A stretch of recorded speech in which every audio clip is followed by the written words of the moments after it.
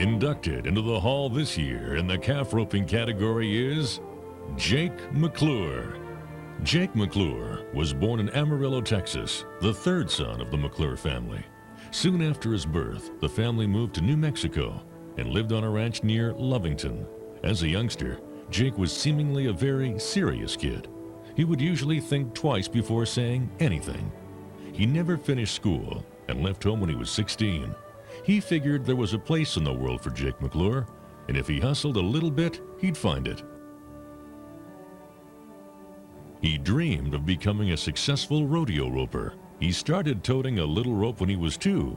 At 4, he was riding burros. At 5, he was the ropinest, ridingest kid in the area, tossing swift and accurate loops at cats, dogs, goats, and sometimes even the other kids. Roping became a passion to Jake. His skills kept on improving. At age 15, he was starting on a rodeo career that would not only class him as the best of his time, but would also associate him with some of the most famous people of his time. In 1920, Jake had won the school career battle with his father and entered roping and riding events at Fort Stockton, Texas. His smooth rope handling impressed the famous Will Rogers and provided a chance to visit with him and talk about his roping talent. For a while, Jake was enthused about trick roping, but rodeo roping was in his blood, and he soon concentrated fully on his first love. He developed a style of roping that others couldn't believe. His loop was very small in comparison to all others, and it seemed amazing that it would catch its mark. Jake was setting a style of roping that would make him the world's champion.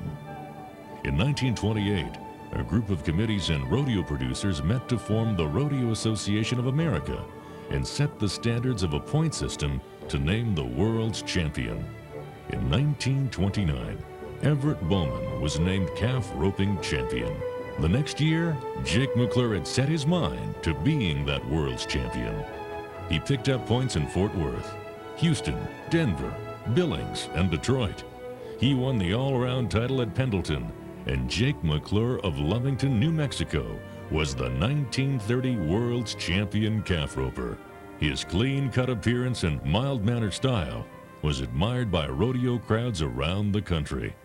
By now, his good friend Will Rogers would travel miles to see him rope and brag on his abilities. For 10 more years, Jake McClure would set the standard in calf roping. To the younger men of rodeo today, Jake McClure is a legend. To old-timers, he's a memory. And from these memories comes yarns about a small and hungry loop. A loop that for 10 years ate up rodeo purses as fast as Jake McClure could throw a rope and pop it on a calf.